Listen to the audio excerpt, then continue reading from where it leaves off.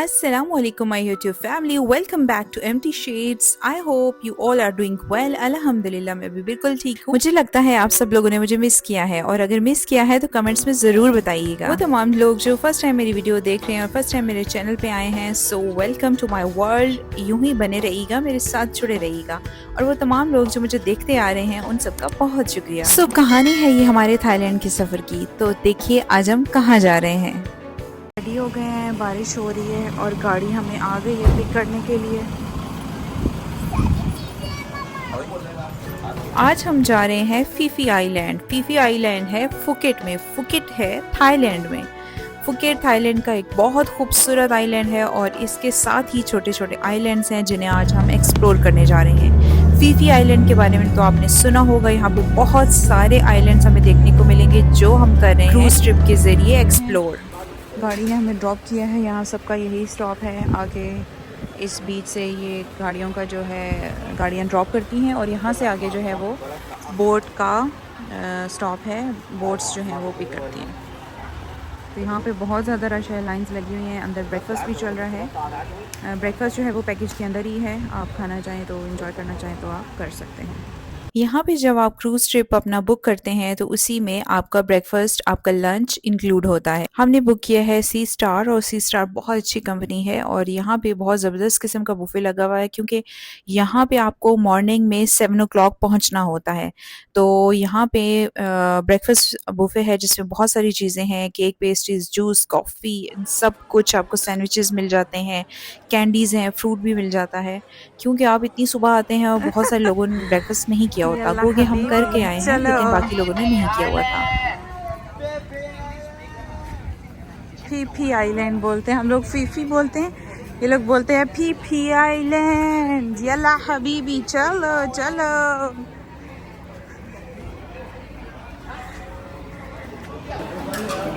यहाँ पे फिन्स हैं और स्कूबा डाइविंग के लिए जितनी चीज़ें हैं, टॉवल है, रेंटल, यहाँ से कैमरा भी मिल जाता है। ये देखें,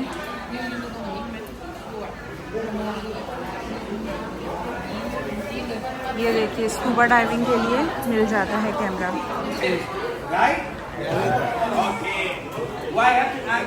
बोट का ट्रिप स्टार्ट होने से पहले एक टूर गाइड हमें ये समझा रहा था सारा मैप, और आपको बताया जाता है कि आज आपने कहाँ कहाँ जाना है, टाइमिंग क्या होगी, और समंदर में जाते हुए कुछ लोगों को सी सिकनेस हो जाती है, उसके बारे में भी एक्सप्लेन किया जाता है कि अगर इस तरह का आपके साथ सीन हो जाए तो आपने कैसे बचना है।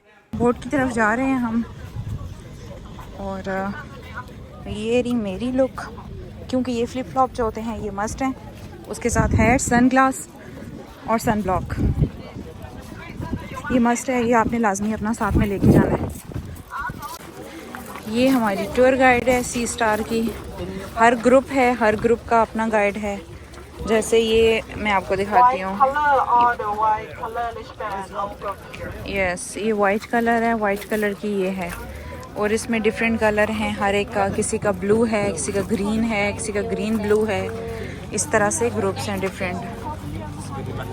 चलें फिर बोट में बैठते हैं।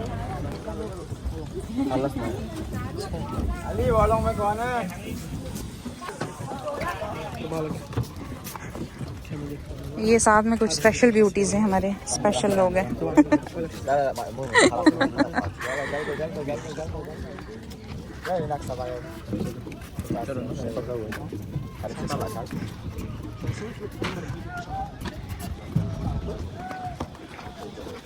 वाह, इस पे चलते हुए बहुत मज़ा आ रहा है, सॉफ्ट है ये बहुत, मज़ा आ रहा है पाँव रखते हुए। वाइट कलर वाले इस तरफ हैं, हर कलर वाले की अलग अलग बोट है क्योंकि डेस्टिनेशंस डिफरेंट हैं इसलिए।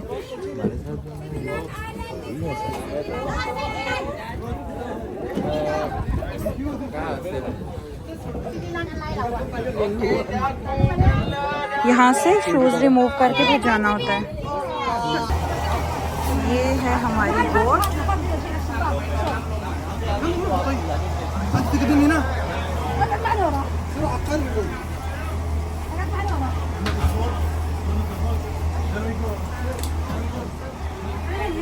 मेरी सीट यहाँ पे, ये हमारी बोट, और यहाँ से विंडो से मैं बनाऊंगी आप लोगों के लिए वीडियोस। यहाँ पे हमारा सफ़र शुरू हो चुका था और समंदर के गहरे पानियों में हम घूम रहे थे और चारों तरफ नीला गहरा पानी था, ठाठे मारता हुआ समंदर नज़र आ रहा था। यकीन जाने ये एक इंतहाई खूबसूरत एक्सपीरियंस था। ज़िंदगी में समंदर को इतने करीब से मैंने पहली बार देखा था और मुझे बहुत अच्छा लग रहा था। फीफी आइलैंड तक पहुंचने के लिए 4 घंटे लगते हैं बीच से, लेकिन उससे पहले हमें पहुंचना है बैम्बू आइलैंड। रास्ते में कई छोटे छोटे आइलैंड्स हमें मिलते हैं, लेकिन फीफी आइलैंड तक पहुंचने के लिए आपको समंदर के कई 100 किलोमीटर अंदर जाना पड़ता है। यहाँ पे आपको एक बात बताती चलूँ, जब बोट का ट्रिप स्टार्ट होता है तो स्टार्ट होने से पहले जो यहाँ की आपकी टूर गाइड होती हैं वो आपको कुछ सी सिकनेस से बचने के लिए टैबलेट्स दी जाती हैं आपको और कुछ कैंडीज़ दी जाती हैं। टैबलेट्स तो सी सिकनेस से बचाती हैं, लेकिन जब आप वो टैबलेट लेते हैं तो आपको नींद आ जाती है और आप सो जाते हैं। और यहाँ मज़े की बात ये कि बोट में सब ने वो टैबलेट खा ली, क्योंकि टूर गाइड ने कहा था कि एक एक टैबलेट आप सारे खा लें। मेरे अलावा सब ने खाई और सब के सब सोए रहे। So now we're gonna go to Bamboo Island for relax from the beach, swimming or snorkeling from the beach. We can do it. अभी हम लैंड होने वाले हैं बैम्बू आइलैंड पे और ये फीफी आइलैंड से पहले आने वाला एक छोटा स्टॉप है। यहाँ पे रुका जाता है और कुछ रिफ़्रेशमेंट होती है, कुछ टाइम स्पेंड किया जाता है। और मज़े की बात बताऊँ कि यहाँ तक पहुँचते पहुँचते 90% हमारी बोट के लोग सोए हुए थे और उनमें से मैं जाग रही थी और कैप्टन था, बाकी हमारी जो टूर गाइड हैं वो भी सो रही थी। 1:20. Please be on time. And water, cola, you can bring it from the boat also. If you need to buy some.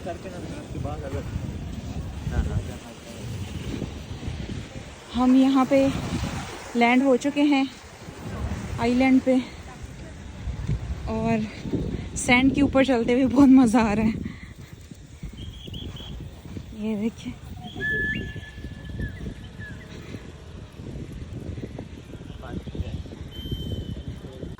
वाह, ब्यूटीफुल,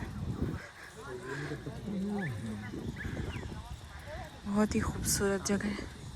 यहाँ पहुँच के मुझे ऐसा लग रहा था शायद मैं कोई सपना देख रही हूँ, क्योंकि ये जगह सपनों से कहीं ज़्यादा खूबसूरत थी और इतना सुकून यहाँ पे। हालांकि हल्की गर्मी थी लेकिन बहुत अच्छा लग रहा था। यहाँ पे सुकून, बिल्कुल खामोशी, सिर्फ समंदर की आवाज़ आपको आती है और परिंदों की आवाज़ आती है और हवा की आती है।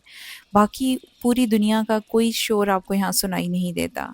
अच्छा, यहाँ पे हम लोग अपने जूते बोट में ही छोड़ के आए थे, क्योंकि बोट में जैसे हमने गए तो शूज़ हमने उतार दिया थे। सो आते हुए हम में से किसी ने भी बोट में से जूते वापस नहीं लिए और सब सैंड में वैसे ही चल रहे थे। हम बड़े तो चल लेते हैं, लेकिन यहाँ पे आरे फातिमा को सैंड बहुत गर्म लग रही थी और वो थोड़ा स्केर्ड भी हो रही थी कि पता नहीं मेरे पाँव में कुछ चुभ ना जाए। तो हमने कहा चलें उसको यहाँ पे थोड़ी देर छाँव में छोड़ देते हैं खेलने के लिए। अंदर जाके देखती हूँ कि यहाँ पे क्या है, क्योंकि परिंदों की आवाज़ें आ रही हैं। मुझे लग रहा है कि यहाँ बहुत अच्छी लोकेशन होंगी अंदर भी। आउटसाइड तो बस बात ही कुछ और है ना। आउटसाइड वाली बात मैं आपको अभी क्या बताऊँ, ये तो देखने वाली बात है, नज़र ही आ जाती है सारा मामला क्या है असल में। रेत वाकई बहुत गर्म है, चलना थोड़ा सा रिस्की है बट मज़ा आता है। यहाँ पे सब बैठे हुए हैं, रेस्ट एरिया है, टेबल हैं, सुकून से लोग लेटते हैं। परिंदों की आवाज़ें, वाह, अल्लाह करे मुझे कोई कांटा ना लगे चलते हुए। ये देखें जी, इस तरफ घना जंगल है, इसे कहते हैं यहाँ का नेशनल पार्क। यहाँ पे लोग आते हैं, सुकून से टाइम स्पेंड करते हैं, लेटते हैं यहाँ पे। और ये देखें यहाँ पे रेस्टोरेंट है। यहाँ पे मैं अंदर की तरफ भी जाके एक्सप्लोर करती हूँ कि यहाँ पे मस्जिद और क्या है। अच्छा, यहाँ पे बटरफ्लाइज बहुत हैं जगह जगह पे। शायद कैमरा में आ रही हूँ, अभी धूप की वजह से मुझे कुछ खास नज़र नहीं आ रहा। बर्ड्स हैं, ये देखें, पूरा आइलैंड ही ऐसा है। मैं इस वीडियो को स्किप भी कर सकती थी, लेकिन अगर स्किप करती तो आपको नज़र ना आता कि यहाँ पे क्या कुछ है। यहाँ पे रेस्टोरेंट भी है, वॉशरूम्स हैं। वॉशरूम्स की नॉर्मली टेंशन होती है कि यहाँ पे है कि नहीं है, वॉशरूम भी यहाँ पे है। बहुत अच्छा नहीं है लेकिन है, वॉशरूम भी है। और ये लोकेशन बहुत खूबसूरत है, बिलीव मी कि कैमरा से कहीं ज़्यादा ये लोकेशन रियल में खूबसूरत है। और यहाँ पे लोगों को मैंने देखा कि वो अपने मैट बिछा के लेटे हुए थे, सुकून से यहाँ पे इंजॉय कर रहे थे। और इन दरख्तों के नीचे जो ठंड थी, जो हवा ठंडी चल रही थी, और इतना सुकून था, इतना सुकून कि मैं आपको बता नहीं सकती। ये देखिए बीच के पास जो है वो पानी बिल्कुल ब्लू है, टर्कोइज ब्लू, और आगे का जो पानी है वो गहरा है। यहाँ पे पूरी दुनिया से टूरिस्ट आते हैं, और न जाने यूरोप सारा, मुझे लगता है कि सारा थाईलैंड में बैठा होता है इस टाइम के ऊपर। क्योंकि जून जुलाई ये बड़ा अच्छा मौसम होता है, ऐसा मौसम होता है कि आप टूर कर सकते हैं, एंजॉय कर सकते हैं। जून जुलाई के बाद यहाँ पे बहुत ज़्यादा गर्मी हो जाती है, फिर आप नहीं आ सकते, और स्पेशली बारिशें बहुत ज़्यादा यहाँ पे हो जाती हैं, जिसकी वजह से आप नहीं निकल पाते। अभी बारिश की बात हो ही रही थी तो देखिए कि आसमान पे बादल कैसे उमड़ उमड़ आए हैं और काली घटाएं छा गई हैं, और लगता है दूर कहीं बारिश भी हो रही है। हवाएं तेज़ चलने लगी हैं, और हमारी टूर गाइड ने कहा कि आप जल्दी से बोट में आ जाए सब लोग, क्योंकि अगर बारिश शुरू हो जाए, तूफ़ान आ जाए, तो समंदर में बहुत रिस्क बढ़ जाता है बोट के लिए, और लोगों की ज़िंदगी के लिए बहुत ख़तरा हो जाता है। सो इसलिए हम लोग जल्दी से वहाँ निकले, और अभी हमने जाना है फी फी आइलैंड के लिए।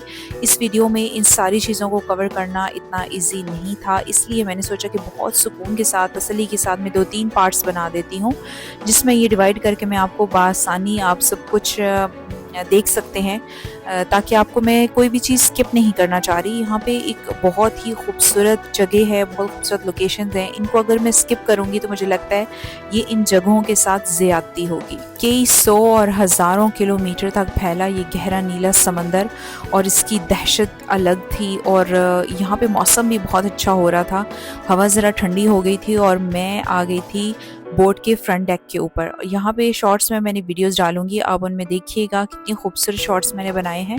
लेकिन यहाँ पे और किसी ने जुर्रत और हिम्मत नहीं की कि वो यहाँ के खड़ा हो, क्योंकि यहाँ पे खड़े होना थोड़ा रिस्की है, क्योंकि बोट काफ़ी तेज़ थी, हवा की वजह से लहरें काफ़ी ऊपर आती थी, और यहाँ पे गिर जाने का भी ख़तरा था। लेकिन आप मेरी जुर्रत को, मेरी हिम्मत को दाद दीजिए कि मैं यहाँ पे फ़ोन लेके आप लोगों के लिए वीडियो बना रही थी। सो मुझे कमेंट्स में ज़रूर बताइएगा कि आज की वीडियो, आज का व्लॉग आपको कैसा लगा है।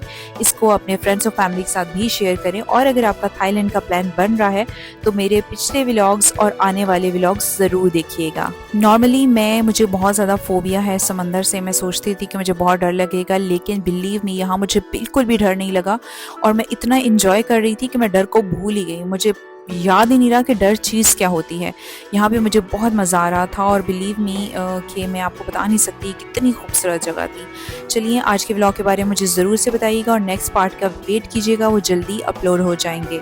मिलते हैं नेक्स्ट व्लॉग में, तब तक के लिए अल्लाह हाफिज़।